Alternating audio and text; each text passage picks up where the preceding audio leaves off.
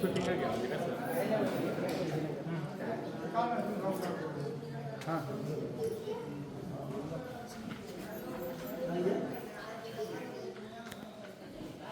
आज माननीय खासदार निलेश लंके साहेब आणि राणीताई लंके यांच्या संकल्पनेतून नेत्रदान शिबिर पूर्ण तालुकाभर चालू आहे।